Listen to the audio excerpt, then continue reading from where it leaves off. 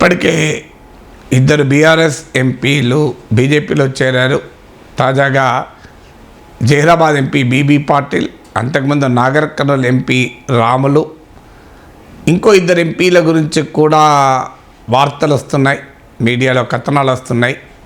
Mahabubabad MP కవిత, Khammam MP Nama Nageswararao కూడా చేరవచ్చు అని మీడియాలో కథనాలు వస్తున్నాయి. వాళ్ళిద్దరికి కూడా బీజేపీ కనుక టికెట్ గ్యారంటీ ఇస్తే వారు బీజేపీ తరఫున పోటీ చేయవచ్చు అని. ఇప్పటికే ఈ ఇద్దరు ఫిరాయించిన పార్టీ బీఆర్ఎస్ ఎంపీలు బీజేపీ తరఫున రంగంలో ఉండే అవకాశం ఉంది. భారతీయ జనతా పార్టీ ఇంకా కొంతమంది బీఆర్ఎస్ నేతలకు గాలం వేస్తుంది. మీడియా కథనాలే నిజమైతే హుజూర్నగర్ మాజీ ఎమ్మెల్యే సైదిరెడ్డిని నల్గొండకు పెట్టాలని బీజేపీ ఆలోచిస్తున్నట్లు వార్తలు వస్తున్నాయి. సో ఇలా వివిధ నియోజకవర్గాల్లో బీఆర్ఎస్ లేదా ఇంకెవరైనా కాంగ్రెస్ నుంచి కూడా టికెట్ రాక వస్తే టర్న్ కోట్లకు టికెట్లు ఇచ్చి ఏదో విధంగా బీజేపీ తెలంగాణలో ఎక్కువ సీట్లు తెచ్చుకోవాలన్న ప్రయత్నం చేస్తుంది. చూస్తుంటే బండి సంజయ్, కిషన్ రెడ్డి, ధర్మపురి అరవిందులకు మాత్రమే ఒరిజినల్ బీజేపీ నేతలకు టికెట్లు గ్యారంటీ అయినట్టు కనబడుతున్నాయి. ఆదిలాబాద్ నుంచి స్వయం బాపురావును ఇప్పటికీ కూడా ఫైనల్ చేయలేదు, సిట్టింగ్ ఎంపీ అయినా. చేవెళ్ళ నుంచి కొండా విశ్వేశ్వరరెడ్డి బహుశా పోటీ చేయవచ్చు. ఇలా వివిధ హైదరాబాద్ నుంచి రాజాసింగ్ నిలబెట్టాలా అని బీజేపీ ఆలోచిస్తుందని, దానికి రాజాసింగ్ తనదైన శైలిలో కూడా రియాక్ట్ అయ్యాడు. మా పార్టీలో పెద్ద పెద్ద నాయకులు ఉన్నారు, కిషన్ రెడ్డి, లక్ష్మణ్, ఇట్లాంటి పెద్ద నాయకులు ఉన్నారు, అంత పెద్దవాళ్ళు ఉండగా నేనెందుకు అని కూడా అన్నాడు. అంటే రాజాసింగ్ కిషన్ రెడ్డి తన నియోజకవర్గంలో యాత్ర చేస్తున్న సమయంలో రాజాసింగ్ కనిపించలేదు. అది కూడా అనేక రాజకీయ ప్రశ్నలకు కారణమయ్యాయి.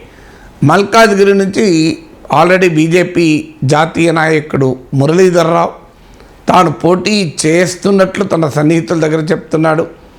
ఈటల రాజేందర్ తనకు అవకాశం ఇస్తే మల్కాజ్గిరిలో పోటీ చేస్తాను, నేను 30 ఏళ్ళుగా మల్కాజ్గిరిలోనే ఉన్నాను అని ఆయన మాట్లాడుతున్నాడు.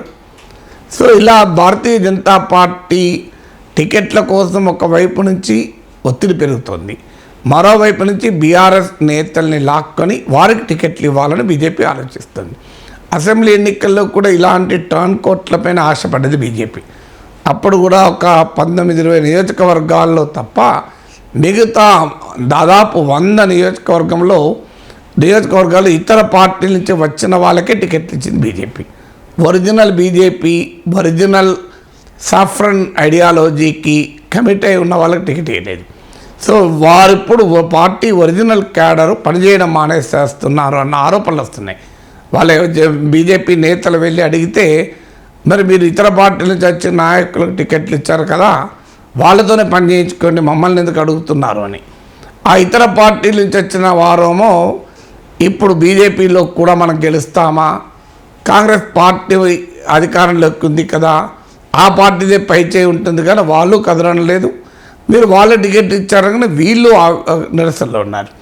ఇంకొక ఆరోపణ కూడా ఏంటంటే బీజేపీ ఒరిజినల్ నాయకులకేమో పార్టీ తక్కువ నిధి ఇస్తుందని, వేరే పార్టీ నుంచి వచ్చిన వాళ్ళకేమో భారీగా ఎక్కువ ఫండ్స్ ఇస్తున్నారని ఎన్నికల క్యాంపెయిన్ కానీ కూడా ఆరోపణలు ఉన్నాయి. అందువల్ల భారతీయ జనతా పార్టీలో ఇప్పటి వరకు చాలా ఏళ్ళుగా ఉన్న సమస్య నాయకుల మధ్య సమన్వయం లేకపోవడం. మనం అది అసెంబ్లీ ఎన్నికలప్పుడు చూసాం. Bandi Sanjay versus Etela, Kishan Reddy versus others, ఇలాంటి రాజకీయాలన్నీ బీజేపీలో చూసాం. బండి సంజయ్ పైన ధర్మపురి అరవింద్ కామెంట్లు కూడా చూసాం.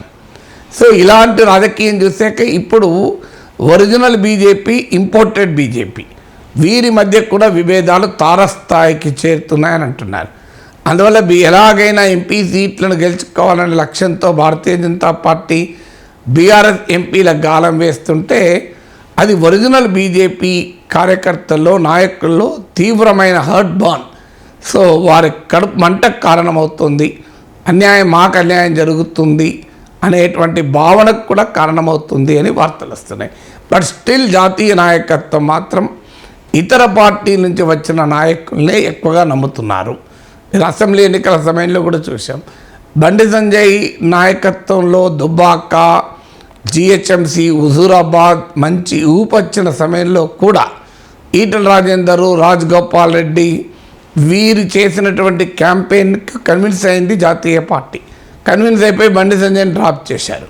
సో అందువల్ల భారతీయ జనతా పార్టీ జాతీయ నాయకత్వం తన ఒరిజినల్ బీజేపీ నాయకుల కన్నా కూడా ఇతర పార్టీల నుంచి వచ్చిన నాయకులే బలమైన నాయకులు, వాళ్ళ వల్లనే మనకు ఎక్కువ విజయాలు సాధిస్తాయి అన్న అభిప్రాయంతో ఉండడం బీజేపీలో ఒక రకమైన సంక్షోభానికి కారణమవుతుంది.